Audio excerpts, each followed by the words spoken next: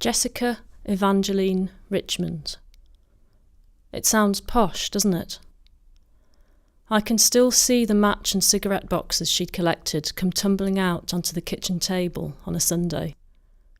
I can still feel the strong grip of her hand on mine as we crossed the road to the bus stop. She'd always get chatting to someone, on the bus, in a cafe, on the street.